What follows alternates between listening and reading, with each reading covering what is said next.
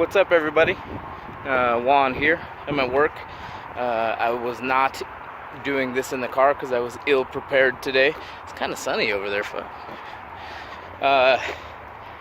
What kind of wrestling fan would I be if I didn't talk at all about WrestleMania 35 yesterday? First things first, all WrestleManias at this point in the last 3 years are way too fucking long. Let's go back to 4 hours. What's wrong with 4 hours? There's nothing wrong with 4 hours is the right answer. It's just too long. There's too many matches going on. They're trying to fit too much into the night. I think Jim Ross has said it before, and I'm not in the business, so I have no idea, but not everybody deserves to be on that card. They work hard, of course, but it's turned into a 7 or 8 hour event, 9 hours or whatever, and that's way too long. But I still enjoy it. I don't watch weekly. I just don't. With everything else going on, I don't have time for 5 hours plus another one. I think NXT is 1 hour now, so 6 hours. I just don't have time for it right now. But first, before anything, Hall of Fame ceremony happened on Saturday, I believe. Very cool. I like the difference in it looked like location. So it looked like it was in the same location as WrestleMania was, where generally I think that they have it in a separate area and they have a big stage and all that kind of stuff, but it was actually in the ring this year, which was pretty cool. But I have a little cheat sheet here because I don't remember every little single thing that happened, so who cares, sue me. Honky Tonk Man, I watched all of that, all of his speech. It was classic honky tonk. It wasn't really anything super moving. He came out in his full gear. He sang his song. It was fun. Next was Tori. The one that I watched next was Tori Wilson. That one was a little more moving. I remember watching all of these people when I was young, except for Honky Tonk a little bit and Brutus a little bit, because they were a little bit of time before my time. Tori Wilson's was a harder one to listen to because it was emotional. She had talked about how one of her ex-boyfriends when she was super young had called her fatty, and that's kind of where she got some of the strength to do what she did, and how Kevin Nash and Hulk Hogan had taken a shot on kind of helping her build a career and stuff like that, and having to kind of fit the mold that Vince was going for at the time when she got hired there, because she wasn't hired to be a wrestler. I mean, she was, but they were hired more for what they looked like at that point than their wrestling abilities. It was hard, especially because her dad had just passed away a couple of days ago. So, I mean, kudos to her for even being there. I mean, nobody's gonna say how dare she not come or be mad because her dad had passed away and for not coming to accept this award, but she was there and it was an emotional speech. I'm gonna try and go through this fast. I'm trying not to make it as 7 hours as WrestleMania was. Brutus the Barber, again, I know who he is. I listen to a ton of wrestling podcasts, so he comes up a lot. I'm sure he's been on them. It is what it is. It was a good speech. I just don't have an emotional investment in him all that much. But it was a good speech. He came out with his scissors. He's talked about how Marty Jannetty and HBK owed him glass for going through the barbershop window, that kind of stuff, or money for going through the glass. But it was a good speech. Harlem Heat. I haven't watched a ton of Harlem Heat stuff. When I was younger, I was watching more WWF than I was WCW. So I personally missed out on Harlem Heat and a lot of the NWO stuff, even though I love the NWO. I missed out on a lot of the Monday Night War stuff that wasn't WWF because I wasn't watching WCW, because that would have been traitorous at that point in time. But I like Harlem Heat. I love Booker T. I haven't seen his brother do anything really in a long time. I don't even know if he still wrestles at all. I didn't even look any of that stuff up before doing this, but Harlem Heat definitely deserved their moment, and it was fun. Heart Foundation, not having Neidhart there by 1 year is insane, and it sucks, and it's sad. Watching Natty kind of deliver that speech was hard-hitting and emotional. Watching the idiot go through the ropes and tackle Bret Hart was disgusting, and it was needless. I mean, Bret Hart's survived cancer and a stroke, and he's just getting older, and some idiot decides to jump through the ropes and attack him. He got his comeuppance. He got hit when he got tackled, and he got his face smashed by a couple of other people, so I guess he got what he deserved. But it's just needless. I mean, if you paid your ticket, sit your ass in your seat. They don't owe you anything. Nobody owes you anything just because you paid a ticket. Chant your stupid chants and say what you're gonna say and be grateful and cheer, but you don't need to go in the ring, especially with somebody like that who you're there supposed to be there to be revering. But I watched Bret Hart a lot. I read his book, which was really good, Wrestling with Shadows. No, is that? I think that's the documentary. I can't remember if that's the name of the book or not. I believe it is, though, but it's a really good book. It just talks about his career, talks about his brother's death, the Heart Foundation. It talks about everything. It's a really good book. I have seen the documentary, too, about Survivor Series. So that was really good, too. It was just needless. It's stupid. I don't like it. I don't like fans thinking that wrestlers owe them anything. This is their living. They don't owe you a damn thing just because you buy a fucking ticket, and that's annoying. But I love the Heart Foundation. I wish Neidhart could have been there to accept. It sucks. He passed away a year ago. Sad. But good speech, aside from the idiot who ran in. And then the Degeneration X. I rewatched that this morning because we were having a party last night, so I didn't get to watch everything, but that was a cool speech. Not having China there was a little hard. It was tough to sit through because you watch these grown men cry, and it's hard not to feel emotional and not to feel the pain that I think they genuinely have gone through, especially X-Pac. Triple H held himself back from a few tears there a little bit as well. But it sucks, because you never know especially with wrestlers from the times that we're now kind of catching up to.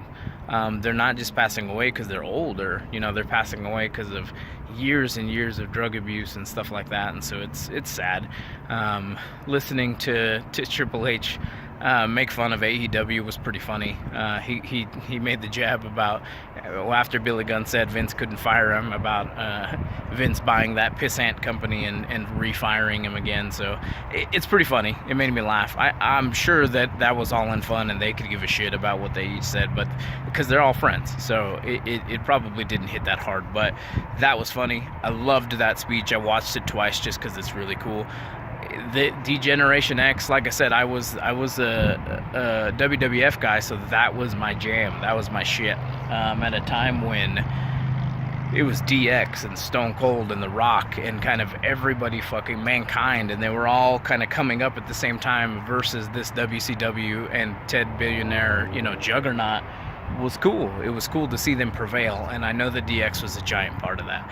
So I love watching the Hall of Fame. I watched almost all of the speeches in their entirety. To the card, quickly. I know this is going to go by really quick because, like I said, I do not want to make this super long. Women's Battle Royal, not interesting to me. Congratulations to Carmella.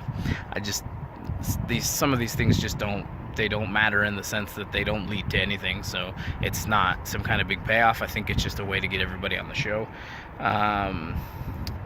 Raw Tag Team Championship match. I'm not a big fan of Zack Ryder or Kurt Hawkins, so I'd rather see the Revival have kept their belts. It is what it is. Braun Strowman, another now meaningless battle royal, aside from having Andre the Giant's name attached to it. They don't go on to anything. They don't go on to do anything. They don't win any kind of special anything. And at this point, Braun Strowman really hasn't done much but be kind of a big beast, and that's all he is. If that's all he is, and that's all he is, and if that's what people want to see for the few years, for in the future, that's it. That's fine. If that's how he makes his legacy, good for him. Andre the Giant was a big dude, but he was doing different things. He was doing a lot of innovative stuff for his time, and I think that's what made him special, aside from just being giant. The Undertaker he doesn't really wrestle anymore, was doing a lot of stuff that big men didn't do at the time.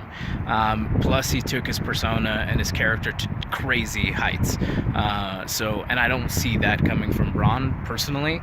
But I've been a fan forever, but I don't watch weekly, so maybe I'm missing something. But I just don't see it in Braun. So Andre the Giant Battle Royal doesn't really hold its appeal to me. I wish it did. I wish something came from it, but at this point it doesn't. Universal Championship match starting the actual show. It ended in like 2.5 minutes or something like that. It was Brock's time.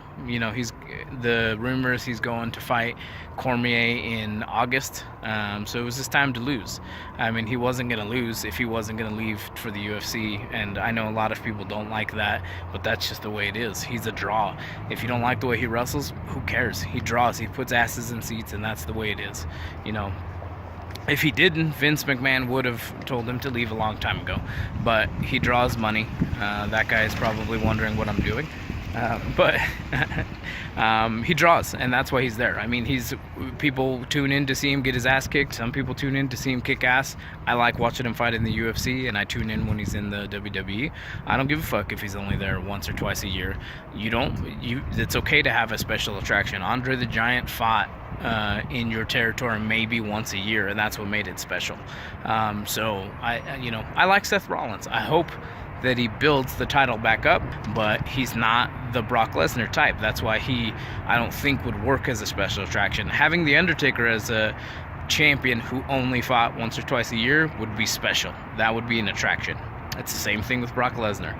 Even though you don't like him, which may or may not matter, doesn't matter to Brock. He's making millions of dollars. So, but not really a surprise, because a lot of people thought he would lose because he's going to go to the UFC to fight DC. I hope DC loses, but I like DC too, so who knows. AJ Styles defeats Randy Orton. That was a good match. I like AJ Styles. I think Randy Orton has passed his time at this point. You get a lot of the same matches from Randy Orton that you have. It's the John Cena syndrome. That's why people stopped liking John Cena. It wasn't because he was a workhorse, because he was, and he did a lot of good things, especially with Make-A-Wish Foundation. He did a lot of good with them. So that's not to take away anything from him. I don't know if Randy Orton does that kind of stuff, but they just generally, not always, but generally they give you the same match every week, and it gets boring. AJ Styles, the phenomenal one, is different. He's innovative, and he keeps people excited, and that's why it was good that I thought it was good that he won. SmackDown Tag Team Champions, the Usos, retained. I think a part of that is because rumors were that they were trying to leave. Rumors were that they weren't exactly the happiest of tag teams for a while, at least half of the team. So I think this is Vince's way of just keeping them and probably giving them more money. But I like the Usos. I think they make a good heel team, so I don't have any problems with that. Shane and The Miz, filler match. The Miz is doing really good. Credit to Shane for being fucking insane for as old as he is, and throwing his body into a lot of precarious situations. Again, a filler match in my opinion. It's time. Hopefully they won't listen to me because I'm nobody. But it's time for them to pare it down a little bit again, in my opinion, and go back to matches that are important and that mean something. Wrestlemania is something that's supposed to be special and different, and that's what we need to get back to. Women's tag team match. Again, it's hard because I don't watch weekly, so it's hard for me to give the best. But the Iconics, good for them. I'm glad to see that there's a women's tag team titles. It's hopefully they're in the midst of still trying to, because it hasn't been, I think it's been under a year since those titles have been established. So it's they're still building them up. Hopefully they'll get more tag teams to wrestle. Hopefully they won't just keep putting people together to make tag teams. They need to find women who are dedicated to tag teams. If that's what Vince wants, is a good tag team division, that's what he needs to do. Find teams that are that do nothing but tag team, because that's a thing. The Legion of Doom, they tag teamed forever, and that was their jam. That's what they did. They tag teamed. They didn't generally do a lot of singles matches. They didn't do a lot of nothing super fancy. That's what they were, tag team wrestlers, and that's okay. There's nothing wrong with that. Congratulations to the Iconics. Another match I wasn't super excited about. The next match that I thought, after watching everything, should have been the last match on the card, in my opinion. Kofi Kingston and Daniel Bryan. A lot of emotion in that match. Kofi winning after what is perceived to be him being slighted a lot was a big deal. It was a big deal to a lot of people. I watched a video on YouTube where Shad Gaspar and MVP were crying after it happened. I've seen a lot of memes and a lot of pictures about how young African American kids were, cheering him on and were happy that he won, not knowing that it was as big a deal as it was to everybody else. I think that match should have gone on last. I get and I understand why it didn't, but it just, that, in my opinion, that held the most emotion and the most heart to it, and I think it should have went on last. But it was a good match, more than anything because Kofi won. He deserved it, but there's a lot of people who, they get so angry and they get so mad at things, and they think that Vince McMahon is really trying to push people down and all that kind of shit. And maybe he is, but I guarantee you Kofi Kingston is making at least 6 figures, and he doesn't care. He doesn't care that you think that Vince McMahon is trying to hold him down. His character cares, and his character wants you to believe that he cares, but he doesn't, because he's rich. And that's what's going to keep him rich. But now he's got even more money in his pocket, and he's a champ. Good for him. Like I said, I think he deserves it. I think his best times, aside from now when he's been with the New Day, is when he had a little bit more aggression in him, and he was teaming with John Cena way back in the day. That brought out a lot more of a different side of Kofi that we hadn't seen in a long time. But like I said, I thought this match should have went on last. Congratulations to Kofi Kingston. What else? Rey Mysterio, Samoa Joe, what a complete waste of time. Rey Mysterio, I think, deserves better. But again, like I just said, he probably doesn't care. He probably has this opportunity to go wherever the fuck he wants to wrestle, and he's making a ton of money. He probably made, 6 figures to fucking wrestle 5 seconds last night. So it is what it is. I don't think those kind of matches should be on this card, because it's WrestleMania. It's not, nobody wants to see, I don't want to see, I guess is what I'm saying. I think most people don't want to see matches like this because it's a waste. Again, it's a filler match, and you've got breaks before and after the show, lead ups and bullshit like that, and this is just a way to, it's a pee break. That's really what it boils down to. Roman Reigns defeats Drew McIntyre. I like Drew. Me and Gabe usually, if we have time, I was crazy busy and I don't know if he was awake anymore, but we usually, if we're not with each other, we usually tell each other who we think's gonna win the match. And I was hoping for McIntyre to win. I think he's a good up and coming star. I think he can be a headliner, given the right circumstances. I think he can do really well. I'm over Roman. I know a lot of people love him. He just got over cancer. Good for him. I'm glad he's alive. I'm glad he's healthy, from what it seems like. I'm just over it. It's the same thing that I don't like about John Cena and Randy Orton. They just generally give the same matches over and over again. And it's boring to me, in my opinion. I know a lot of people love Roman. I get it. You know, you have your opinion, I have mine. I don't care. You know, I think Drew could do some other better things, and I think he was weighed down by this match, even though he was damn near on the top of the card. So hopefully the future is better for Drew. I could take it or leave that match, but congrats to Roman for being healthy. No holds match. Triple H defeats Batista. Another match that wouldn't have happened anywhere but WrestleMania, so it's hard to say. I didn't really want it on there because Batista, the only thing he came back for was to retire, and I can get that. I can understand that. He wanted to fight. He wanted to wrestle Triple H as his last match. He's been saying that for a really long time, so I can understand that. I got no bones against it. It was a pretty brutal match sometimes. Triple H winning is probably what I expected. I don't see that he would lose on a one-time match and retire when Batista's not going to come back. But good match to both of them. I still think Batista could wrestle. I think he has it. Nobody likes him, which is probably, and who cares? Nobody likes him in the ring, but he's making millions and millions of dollars making movies. So take what you can get. It is what it is. Good match, but again, the only reason it was on WrestleMania is because it was Batista's return and he's retiring. So, Ronda Rousey, Becky Lynch, and Charlotte. It was cool. It headlined WrestleMania. First time a women's match has ever headlined that show. I don't think that, again, in hindsight, and not because they did or didn't deserve it, but in hindsight, I think the other match should have gone on last. It was a decent match. I read a lot of reviews about how it was pretty underwhelming for some people, but it is what it is. I feel like if you're going to have a first ever woman headliner match, in my opinion, you have a one-on-one match because it hits you in the heart a little bit more. It feels heavier. It feels like there's more at stake than a three-way match that feels kind of discombobulated sometimes. The botched ending was fucking weird as fuck. I mean, it looked botched to me. I didn't know. It just looked funky to me. And who knows? For all we know, all the rumors that say it was botched, they're just that. They're rumors. Who knows if they really were, if that's really was how it was supposed to go.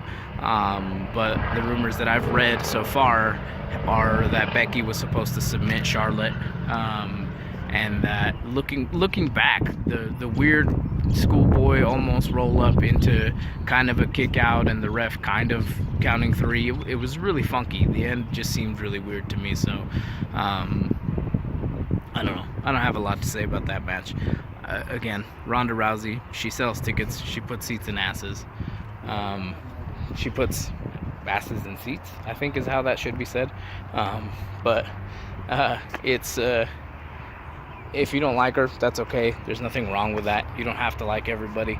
But she was there. It sounds like she's a giant wrestling fan, so good for her.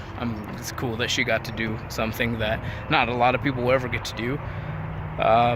I know a lot of people don't like her. Oh well. She, like I said, she sells tickets, and she loves the sport, and that's really sometimes all it takes. But I think that this would have gotten more if it was a one-on-one match, whether that was Ronda against Charlotte or Becky against Charlotte or Becky against Ronda, whatever. I felt like that would have been better. This felt a little discombobulated, but it is what it is. It headlined. It had a weird ending. Congratulations to Becky Lynch. She's a hard-working woman. She has been working her ass off for a long time now. So that was quickly my wrap-up of WrestleMania 35. Like I said, this ended up being about 20 minutes. So it was long. Probably one of the longer videos I've made, but not long compared to 7 hours. You can hit us up at outsidethelongbox@gmail.com. Leave us a voicemail at 970-573-6148. Instagram and Twitter at outsidelongbox. TOTLB.com, patreon.com/TOTLB. All of these places. Just Google Thinking Outside the Long Box and you'll hit us up. You'll see us. Other than that, hope you guys are having a great night. Go watch WrestleMania if you haven't. Watch it on the network. I think it's available now. Fast forward through all the breaks and shit so that it's not 7 hours and maybe it's only 5 hours. But hope you guys are having a good night. We'll catch you later.